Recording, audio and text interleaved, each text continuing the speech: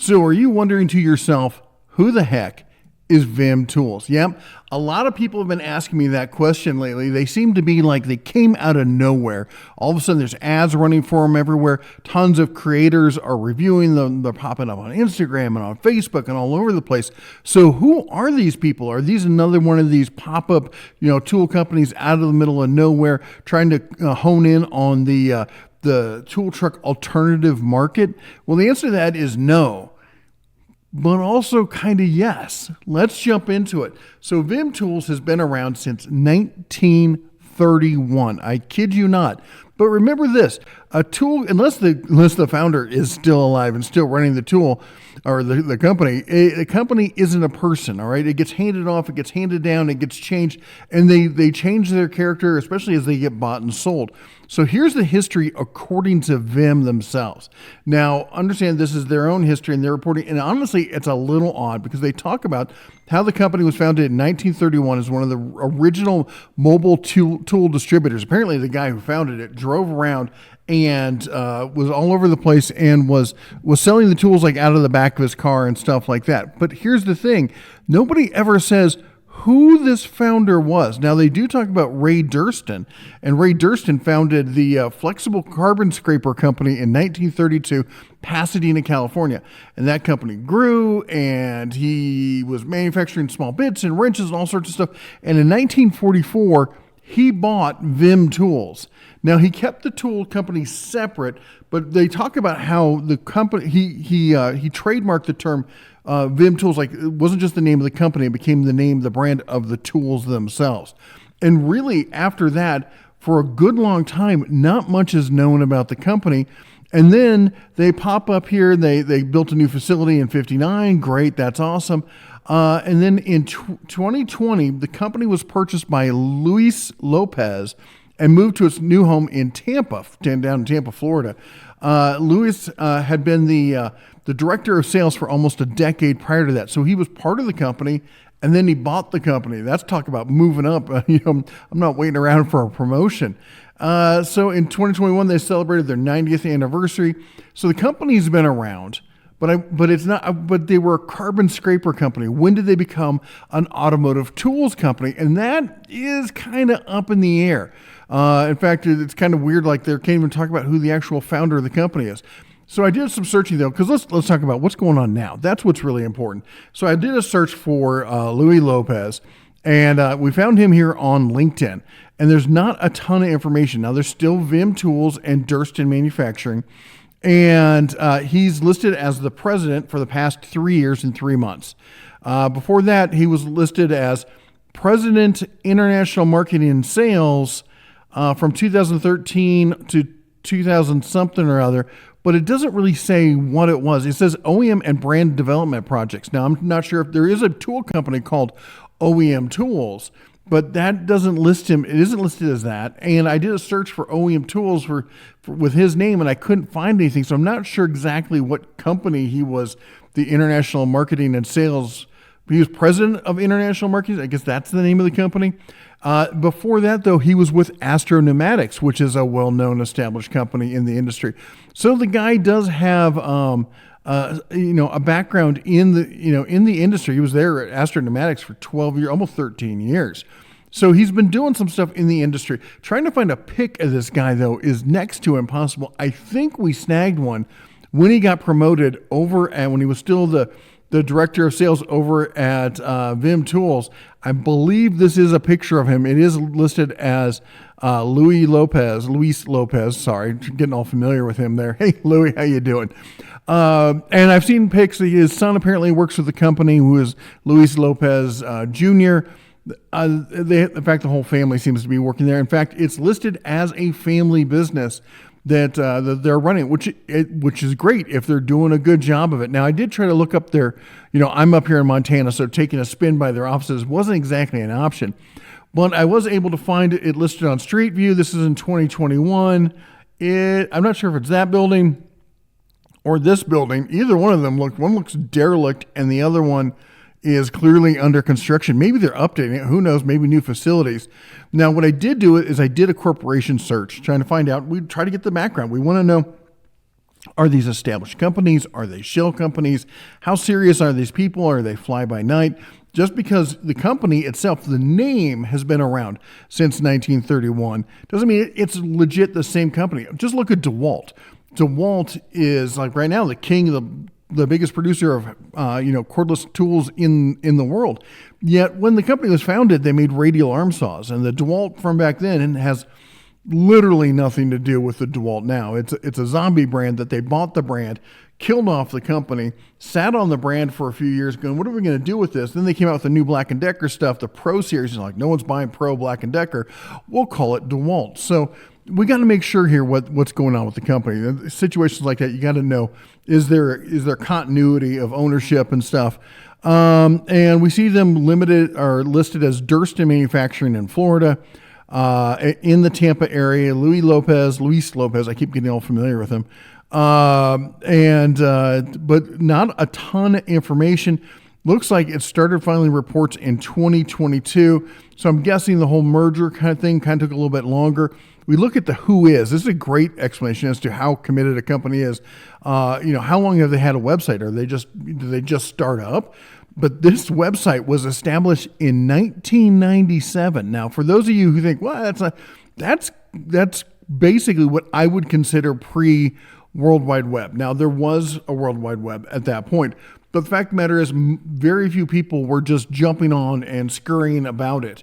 It wasn't really until the early 2000s that the World Wide Web started to take off.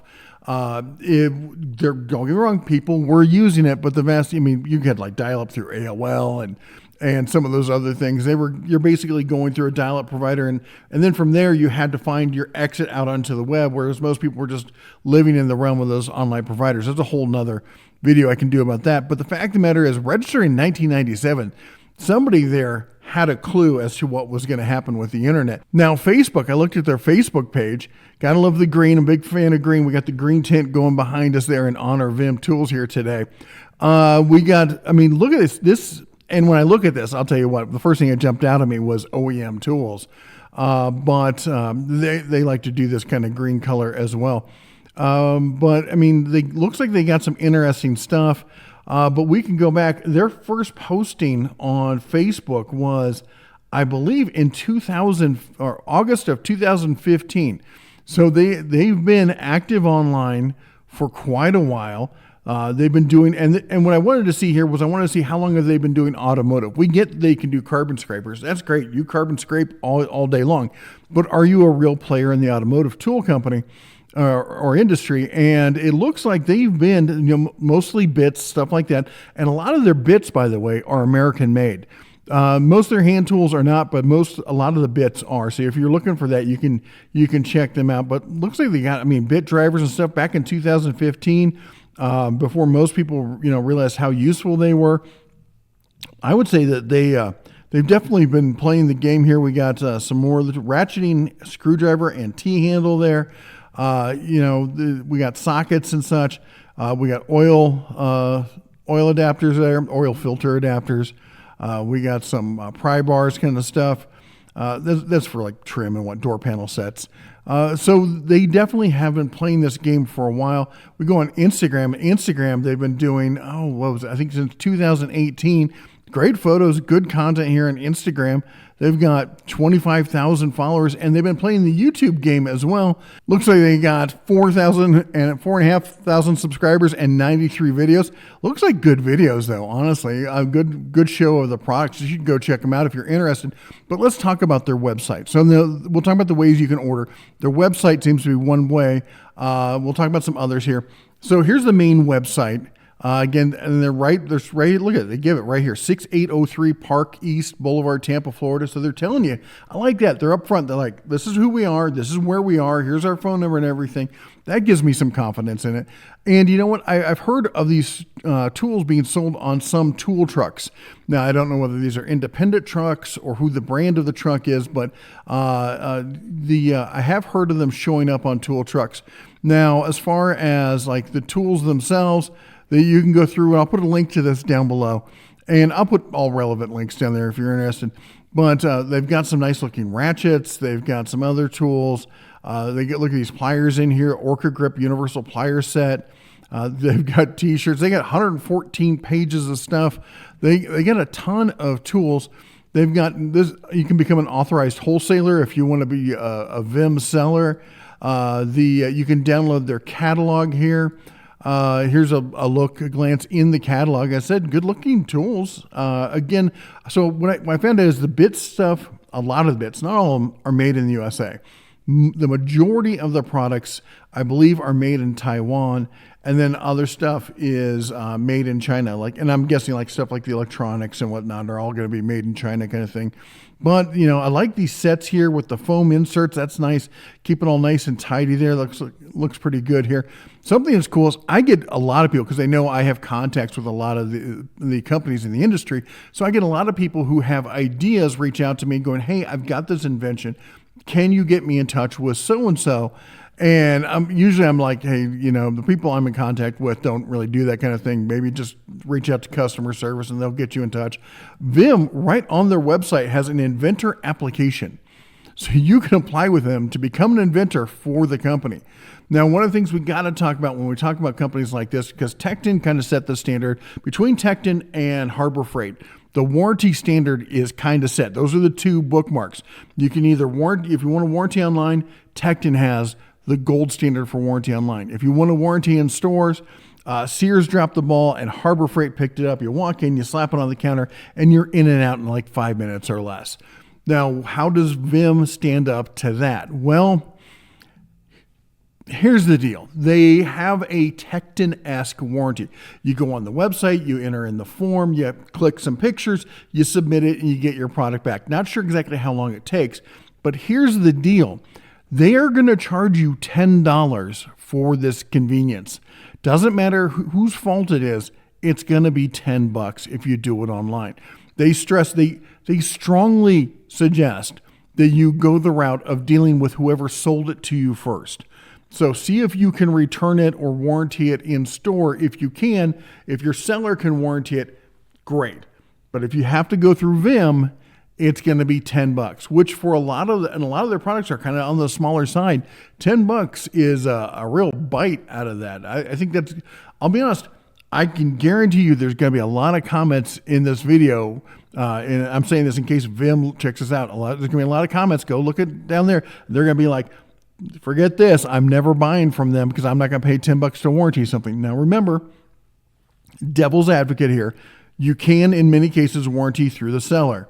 But again, that $10 does kind of rub me the wrong way as well. Now, as far as places, who is the seller? As I said, we could independent tool trucks, other places like that. It looks like Home Depot has quite a few of the products. None of them are in store. These are there's 0 in stock, but they have 52 items listed on the website, so you can order it from the website. The other place we see them quite often is on Amazon. This is Amazon's website here. We got the wrench extenders. I'm a big fan of the wrench extenders, tools like that. We got some ratchets. We got a lot of the bits and stuff.